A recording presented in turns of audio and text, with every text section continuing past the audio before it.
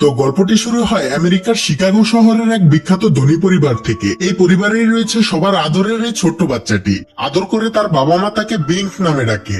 বিংকে দেখাশোনা করার জন্য তার বাবা মা গিলবার্টিন নামের এই মহিলাকে রেখেছে। বিং সবসময় অ্যাডভেঞ্চার অফ বেবিবো নামের একটা ছোট্ট গল্পের বই পড়তে পছন্দ করে। গিলবার্টিন সবসময় তাকে এই বইটি পড়ে শোনাতো। এভাবে প্রতিদিন পড়তে পড়তে বিংকের এই বইটা প্রায় 100 বারের উপরে পড়া হয়ে যায়। বিংকের মা মিসেস ল্যারেনের খুব শখ হয় তার ছেলে বিংকের ছবি নিউজ পেপারে খুব বড় করে ছাপাবে। তাই সে শহরের নামকরা এক ফটোগ্রাফারকে ফোন করে ভাড়া করে, কিন্তু 3 জন চোর মিলে সেই ফটোগ্রাফারকে বেঁধে রেখে তারা নিজেরাই ফটোগ্রাফার সেজে বিংকের বাড়িতে চলে আসে। বাড়িতে এসে মিসেস ল্যারেনকে দেখে চোরদের দলের প্রধান এগিয়ে এসে বলে, আমি মিস্টার চার্লি, এই শহরের সবচেয়ে ফেমাস ফটোগ্রাফার। আপনার বাচ্চা তো খুবই সুন্দর। এই কথা বলে সে বিংকে কোলে নেয়, কিন্তু তখনই বেবি বিং তার জায়গা মতো একটা লাথি মারে। এদিকে যেহেতু ল্যারেন সেই ফটোগ্রাফারকে আগে কখনো দেখেনি, তাই সে তাদের দেখেও বুঝতে পারে না যে তারা ছদ্মবেশী চোর। ল্যারেন তাদের আসল ফটোগ্রাফার মনে করে তাদের বেশ প্রশংসা করতে থাকে। কিছুক্ষণ ফটোগ্রাফারের মতো অভিনয় করার পর চোরদের দলের প্রধান, যার নাম অ্যাডি, সে ল্যারেনকে বলে, আপনার বাচ্চাকে আমাদের সাথে একটু একা ছেড়ে দিন। আপনি এখানে থাকলে সে বারবার আপনার দিকে তাকিয়ে থাকবে, এতে তার ছবি ভালো আসবে না। সেই সাথে আপনি যে জামাটা পরে আছেন সেটাতে আপনার সৌন্দর্য ঠিকমতো প্রকাশ পাচ্ছে না। আপনার নিশ্চয়ই এর চেয়ে আরো অনেক ভালো জামা আছে, আপনি সেগুলো পরে আসুন। এডির এই কথা শুনে ল্যারেন তখনই তার বাচ্চাকে একা রেখে তাড়াহুড়া করে উপরের রুমে চলে যায় নিজের জামা কাপড় চেঞ্জ করার জন্য।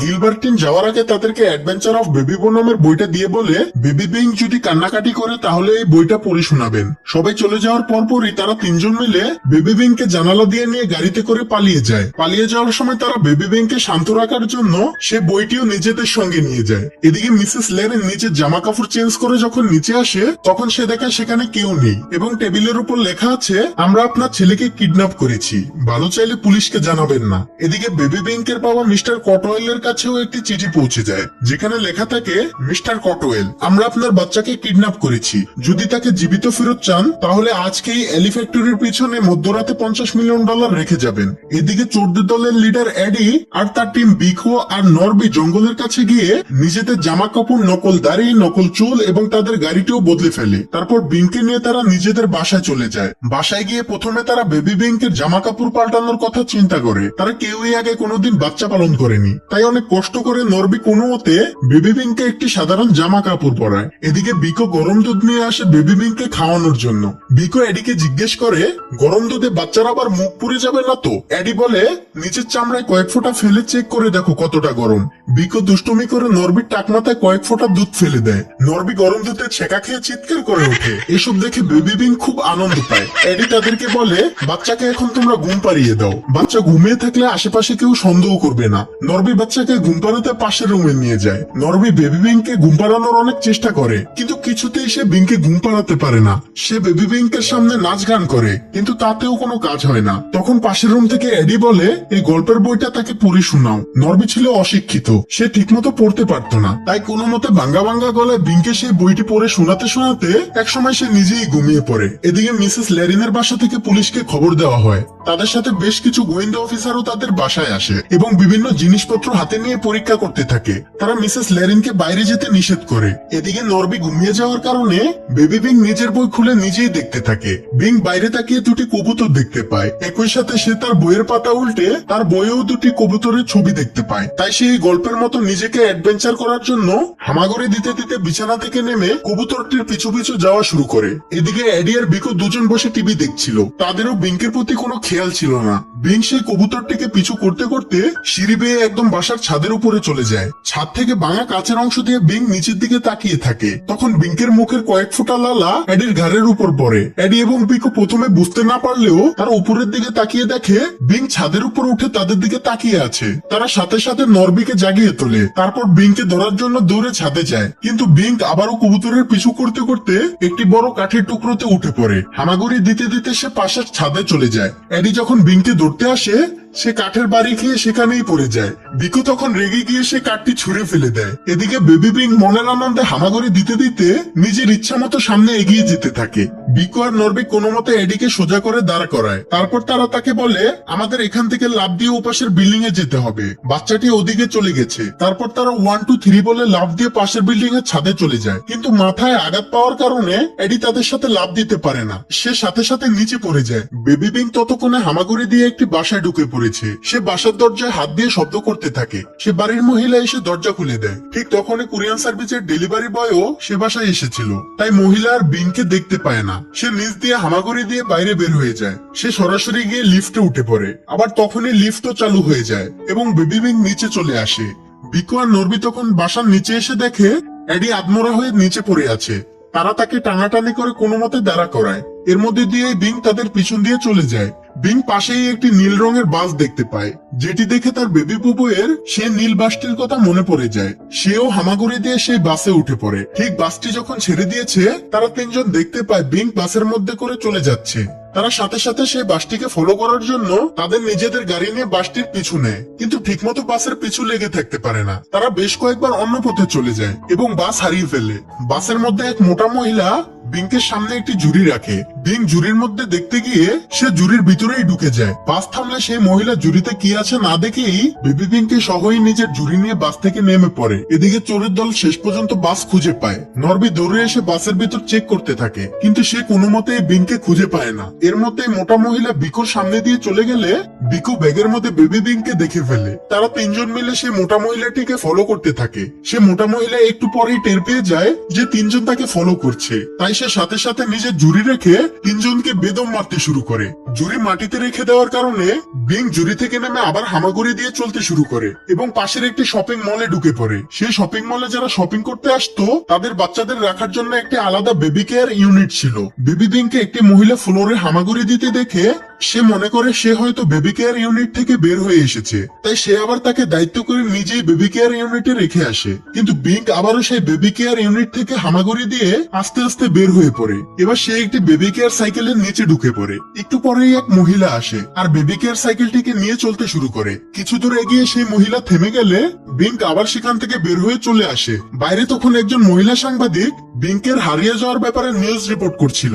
বিং তার পায়ের নিচ দিয়ে তার মাইক্রোফোনের তার পেঁচিয়ে কোনোভাবে সেখান থেকে চলে যায়। অল্প সময়ের জন্য তাকে টিভিতেও দেখানো হয়, কিন্তু কেউই সেটি খেয়াল করে না। এদিকে চোর তিনজন পাশে দাঁড়িয়ে কিভাবে আবার বাচ্চাটিকে খুঁজে পাবে সেটা নিয়ে চিন্তা করছিল। তারা টিভিতে তাকিয়ে বুঝতে পারে বাচ্চাটি তাদের পাশেই রয়েছে। কিন্তু বিংকে একটি ট্যাক্সি দেখে তার বেবি বউয়ের একটি ট্যাক্সির কথা মনে পড়ে যায়। ট্যাক্সির দরজা খোলাই ছিল, তাই সে হামাগুড়ি দিয়ে চলতে চলতে সে ট্যাক্সিতে উঠে পড়ে। সে ট্যাক্সির যাত্রীরাও তাকে দেখতে না পেয়ে তার পাশে ব্যাগ রেখে দেয়। সে আবারও ঢাকা পড়ে যায়। ট্যাক্সি ছেড়ে দেওয়ার পরপরই এডি কোনোভাবে সেই ট্যাক্সির ভিতরে বাচ্চাটিকে দেখতে পায়। ট্যাক্সি তার গন্তব্যে পৌঁছানোর পর ট্যাক্সির যাত্রীরা দুজন নেমে যায়। বেবি বিংকো এক ফাঁকে ট্যাক্সি থেকে নেমে পড়ে। সে ট্যাক্সির নিচ দিয়ে আস্তে করে বের হয়ে যায়। সে বের হয়েই সামনে চিড়িয়াখানা দেখতে পায়, যেটি দেখে তার মনে পড়ে যায় তার বেবি বউয়ের চিড়িয়াখানার কথা। তাই সে রাস্তার মধ্যে দিয়ে হামাগুড়ি দিয়ে সে চিড়িয়াখানার দিকে যাওয়া শুরু করে। এদিকে চোর তিনজনও সেই ট্যাক্সিটিকে ফলো করে সেখানে পৌঁছে যায়। তারা দেখতে পায় সে ব্যস্ত রোডের মধ্যে দিয়ে চিড়িয়াখানার মধ্যে ঢুকে যাচ্ছে।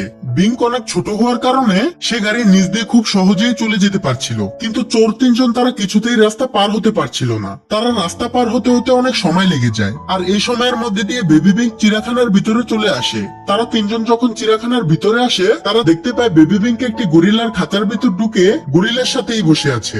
গরিলাটিও বেবি বিংকে খুব আপন করে নিচ্ছে। তারা তিনজন কোনোভাবে সেখান থেকে বাচ্চাটিকে বের করার প্ল্যান করে। প্রথমে বিকো খাঁচার মধ্যে হাত বাড়িয়ে বিংকের জুতোর ফিতে ধরে টান দিয়ে তাকে বাইরে নিয়ে আসতে চায়, কিন্তু গরিলাটি সেটি দেখে ফেলে। সে রেগে গিয়ে খুব জোরে বিকোর হাতে একটি ঘুষি মারে। বিকোর হাত মুচকে যায়। তারপর নরবিও একটি বড় লাঠি নিয়ে বিংকে সেখান থেকে বের করার চেষ্টা করে। গরিলা এবারও নরবিকে খুব আচ্ছা মতো মেরে দেয়। কিছুক্ষণ পর বিংক আর গরিলা ঘুমিয়ে যায়। এবার এডি নিজেই বিংকে বের করার চেষ্টা করে, কিন্তু বিংকে টেনে নেওয়ার সময় গরিলার ঘুম ভেঙে যায়। গরিলা উঠে সাথে সাথে এডিকে ধরে ফেলে এবং এত জোরে তাকে ছুঁড়ে ফেলে দেয় এডি উড়ে গিয়ে আরেকটি খাঁচায় ঢুকে পড়ে। তারা তিনজন বিধ্বস্ত হয়ে সেখানেই পড়ে থাকে। এদিকে গরিলার খাঁচার পেছনের দরজাটি হঠাৎ খুলে দেওয়া হয়। বেবি বিং পিছন দিয়ে আস্তে আস্তে সে চিড়িয়াখানা থেকে বের হয়ে যায়। চিড়িয়াখানাটির পাশেই ছিল একটি পার্ক। বিং হামাগুড়ি দিয়ে দিয়ে সে পার্কের ভিতর ঢুকে পড়ে। পার্কে এক মহিলা তাকে দেখে তার মায়ের কথা জিজ্ঞেস করে। তখন বিং পাশে তাকায়, সেখানে আরেকটি মহিলা বসে বই পড়ছিল। তাই সে ওই মহিলাকে বিংকের মা মনে করে সেখান থেকে চলে যায়।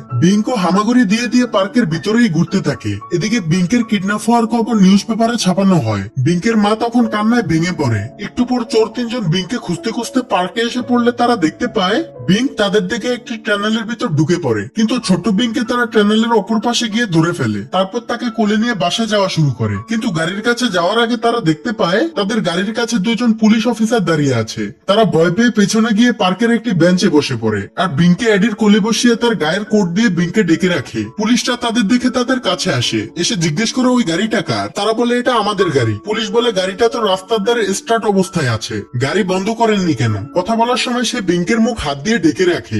বিং তাই ভেতর থেকে এডির আসল জায়গায় বারবার গুঁতো দিতে থাকে। এডি কোনোভাবে পুলিশকে বলে আসলে আমাদের গাড়ির ব্যাটারির সমস্যা আছে, তাই স্টার্ট বন্ধ করিনি। তখন পুলিশরা জিজ্ঞেস করে একটা বাচ্চা কিডন্যাপ হয়েছে, তোমরা কি এ ব্যাপারে কিছু জানো? এদিকে বিং কোটের পকেটে একটা লাইটার খুঁজে পায়। টিপে টিপে সে কোনোভাবে লাইটারটি জ্বালিয়ে ফেলে এবং জ্বালিয়ে এডির আসল জায়গার নিচে রেখে দেয়। এডি ব্যথা সহ্য করে নিয়ে কোনো মতে পুলিশকে বলে না আমরা তো কিছু জানি না। পুলিশরা আরো নানা বাহানায় তাদের সাথে কথা বলতে থাকে। তখনই বিকো আর নরবি চেষ্টা করে কোনো মতে সেখান থেকে পুলিশকে সরিয়ে নেয়। কিন্তু ততক্ষণে এডির নিচের আসল জায়গায় সব পুড়ে যাচ্ছে। এডি সহ্য করতে না পেরে বিংকে ছেড়ে দিলে বিং আস্তে করে বেঞ্চের নিচ দিয়ে বের হয়ে হামাগুড়ি দিয়ে চলে যায়। কিন্তু এডির প্যান্ট পরে ততক্ষণে ধোয়া বের হতে শুরু করেছে। বিকো আর নরবি ফিরে এসে দেখে এডির প্যান্টের উপর আগুন জ্বলছে। তারা এডিকে মাটিতে ফেলে অনেক চেষ্টা করে বারবার তার বংশের বাতির উপর লাথি দিতে থাকে এবং শেষ পর্যন্ত আগুন নিভাতে সক্ষম হয়। এদিকে বেবি বিং হামাগুড়ি দিয়ে বড় একটি আন্ডার কনস্ট্রাকশন বিল্ডিং এর কাছে চলে যায়। সেখানে অনেক শ্রমিকরা কাজ করছিল। এটি দেখে বিংকের বেবি বউ বইয়ের আরেকটা ছবির কথা মনে পড়ে যায়। হঠাৎ সে দেখে একজন লোক কেক খেয়ে এক টুকরো কেক স্টিলের একটি বিমের উপর রেখে দিয়েছে। বিং কেক খাওয়ার জন্য সে বিমের উপর উঠে পড়ে। সাথে সাথে সে বিমটি অটোমেটিক ক্যারিং এর মাধ্যমে টেনে তোলা শুরু হয়ে যায়। ছোট্ট বিং সে বিমের উপর বসেই আনন্দের সাথে কেক খেতে থাকে।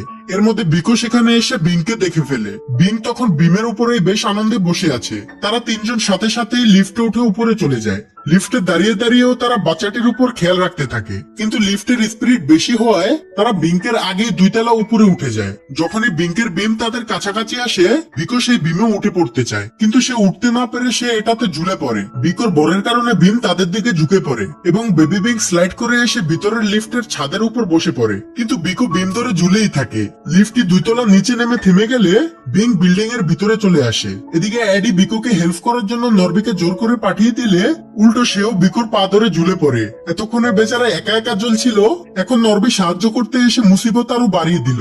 নরবি জুতা ধরে ঝুলে থাকতে শুরু করে। কিছুক্ষণ জুতা ধরে ঝুলে থাকতে না পেরে সে নিচে পড়তে পড়তে একটি কাঠের বিমের উপর আটকে পড়ে আর বিকো ঝুলে এসে ভিতরে পড়ে যায়। বিকো এবং এডি উঠেই বিংকে খুঁজতে শুরু করে। এদিকে নরবি ওই বিমের উপর বাড়ি খেয়ে শেষ পর্যন্ত একটি সিমেন্টের ডাব্বাতে গিয়ে পড়ে। এদিকে পরপর টানা কয়েকবার উল্টো পাল্টা অ্যাক্সিডেন্ট করে বিকো একটি ময়লার ডাব্বাতে গিয়ে পড়ে। দুজনকে দুই দিকে হারিয়ে এডি তখন একাই বিংকে খুঁজতে থাকে। সৌভাগ্যবশত এডি বিংকে পেয়ে সে বিংকে দেখেই বলে ওঠে আজ তুমি পেয়েছি, আমার সারা জীবনেও এত কষ্ট করিনি। কুচকে বাচ্চা হয়ে আমাকে একের পর এক বাস দিয়ে যাচ্ছিস, আজকে তোর খবর আছে। এই বলে যেই সে সামনে আগায় সে বিংকের মুখে লালার উপর পিছলা খেয়ে আবার পড়ে যায়। সাথে সাথে একটি হাতুড়ি এসে তার কপালের উপর পড়ে। বিংক এসব দেখে হাসতে হাসতে সামনে এগিয়ে যায়। এডি কোনো মতে উঠে দাঁড়ায়, কিন্তু মাথায় আঘাত খাওয়ার কারণে ব্যালেন্স করতে না পেরে রং মিক্স করার একটি মেশিনের সুইচ সে টেনে দেয়। সাথে সাথে উপর থেকে পিচ্ছিল রং এসে তার উপর পড়তে শুরু করে। তার সারা গায়ে একদম রঙের আঠাতে মেখে যায়। সে উঠে আবার ডায়লগ মারতে শুরু করে, তোকে আমি ছাড়বো না পিচ্চি শয়তান, আমি তোকে মেরে ফেলবো। কিন্তু পিছলা জায়গায় সে আবারও স্লিপ খেয়ে পড়ে যায়। বিন তখন তার সামনে একটি ক্যারিং লিফট দেখতে পেয়ে তাতে উঠে পড়ে এবং নিচে নামতে শুরু করে। এডি উপর থেকে বিনকে দেখতে থাকে আর বলতে থাকে, আমার টাকা পয়সা সব চলে গেল রে, আর আমার সব শেষ হয়ে গেল। তখনই সে ক্যারিং এর একটি দড়ি নামছে দেখে সেটাতে ঝুলে পড়ে। কিন্তু ঝুলে পড়ার পরপরই হঠাৎ সে মেশিন বন্ধ হয়ে যায়। সন্ধ্যা হয়ে যাচ্ছিল থেকে সবাই কাজ বন্ধ করে দিয়ে সেদিনের মতো বাড়ি চলে যায়। বেচারা এডি সারা গায়ে রং মেখে সেই দড়ি দড়ি ঝুলে থাকে। এদিকে বিঙ্কের ক্যারিং ও ততক্ষণে নিচে নেমে গেছে। সে ক্যারিং থেকে নেমে হামাগুড়ি দিয়ে সামনের দিকে যেতে থাকে। রাতের বেলা বিকো এবং নরবে এসে কোনো মতে এডিকে সেখান থেকে বের করে নিয়ে তাদের বাসায় চলে যায়। এদিকে মিসেস ল্যারিনের বাসায় গোয়েন্দা অফিসারেরা তদন্ত নিয়ে কথা বলছিল। তারা বলে, আমরা রিপোর্ট পেয়েছি, অনেকেই বলেছে আজকে একটি ছোট্ট বাচ্চাকে প্রথমে বাসে দেখা গেছে, তারপর একটি চিড়িয়াখানায় দেখা যায়, তারপর একটি পার্কে। পাশে বসে থাকা গিলবার্টিন তখন বলে ওঠে, শেষের জায়গাটা কি কনস্ট্রাকশন বিল্ডিং? অফিসার অবাক হয়ে বলে, হ্যাঁ। গিলবার্টিন বলে, এটা তো বিঙ্কের সবচেয়ে প্রিয় বইয়ের গল্পটার মতো। গল্পে একদম হুবাহু এমনই ছিল। এরপর সে নিশ্চয়ই রিটায়ার্ড আর্মি অফিসারদের কাছে যাবে। সাথে সাথে অফিসাররা তাকে নিয়ে রিটায়ার্ড আর্মি অফিসারদের থাকার জায়গার দিকে রওনা হয়। এদিকে বেবি বিঙ্কো সত্যি সত্যি আর্মি অফিসারদের হাউসে পৌঁছে যায়। সব বুড়ো হয়ে যাওয়া রিটায়ার্ড আর্মি অফিসাররা বেবি বিঙ্ককে দেখে অনেক খুশি হয়। তারা টিভিতে বিঙ্কের কিডন্যাপ হয়ে যাওয়ার কথাটি জানতো। তারা বিঙ্কে সবার মাঝে রেখে গান গেয়ে শোনাতে থাকে। একটু পর সেখানে বিঙ্কের মা বাবাও চলে আসে। মিসেস ল্যারেন বিঙ্কে দেখা মাত্রই দৌড়ে গিয়ে তাকে কোলে তুলে নেয়। সবাইকে ধন্যবাদ দিয়ে তারা সেদিনের মতো বাড়ি ফিরতে শুরু করে। তো গাড়িতে যাওয়ার সময় বেবি বিঙ্ক একটি বিল্ডিং এর দিকে ইশারা করে, বারবার বলতে থাকে বুবু বুবু। বিঙ্ক যেহেতু ছোট ছিল, সে যেহেতু ভালোভাবে কথা বলতে পারতো না, তাই সে বেবি বইয়ের নামটি উচ্চারণ করতে পারতো না। তখন বুবু ডাক শুনে তার মা মিসেস ল্যারিন বুঝে যায় বিঙ্কের বইটি হয়তো ওই বিল্ডিং এই ফেলে এসেছে, অর্থাৎ বিঙ্ক ওই বিল্ডিং এই ছিল। পুলিশ অফিসার তাড়াতাড়ি গাড়ি ঘুরিয়ে সে বিল্ডিং এর কাছে চলে যায় এবং সমস্ত বিল্ডিং পুলিশ দিয়ে ঘিরে ফেলে। এদিকে তিনজন চোরও তখন ওই বিল্ডিং এর মধ্যেই ছিল। হঠাৎ বুবু শব্দ শুনতে পেয়ে এডি সামনে এগিয়ে এসে সেই বইটি দেখতে পায়। বিঙ্ক হয়তো সেই বইটি ফেরত নিতে চলে এসেছে, এই ধারণা করে সে জানালার কাছে যায়। সাথে সাথেই সে পুলিশের গাড়ির সাইরেন দেখতে পায়। পুলিশ তাদেরকে বলে, তোমাদেরকে ঘিরে ফেলা হয়েছে, বাচ্চাটির বইটিকে নিচে ফেলে দাও আর আত্মসমর্পণ করো। তারা কষ্টে অভিমানে রেগে বইটি ছুঁড়ে ফেলে দিয়ে আত্মসমর্পণ করে। বিঙ্কের বাবা মা বিঙ্কে নিয়ে শান্তিমতো বাসায় ফিরে আসে। সেদিন রাতের বেলা তারা বিঙ্কে ঘুম পাড়িয়ে তাদের নিজেদের রুমে চলে যায়, কিন্তু বিঙ্ক একটু পরে আবারও উঠে যায়। সে উঠেই আরেকটি বই হাতে নেয়, যেটির নাম বেবি বো চিন অ্যাডভেঞ্চার, এবং এই বইটির দিকে বিঙ্ক তাকিয়ে থাকা অবস্থায় এই মুভিটি এখানেই শেষ হয়ে যায়। কি অদ্ভুত এই মুভিটি, তাই না? বিঙ্ক সবার সামনে দিয়ে হেঁটে বেড়ায়, কিন্তু কেউই তাকে দেখতে পায় না। যদিও সিনেমাটি আমাদের অনেক এন্টারটেনমেন্ট দিয়েছে, কিন্তু সিনেমাটি রিলিজ হওয়ার পর যাই হোক, গল্পটি ভালো লাগলে একটি লাইক করতে পারেন এবং কমেন্টে নিজের মতামতটা জানিয়ে যেতে পারেন। আল্লাহ হাফেজ।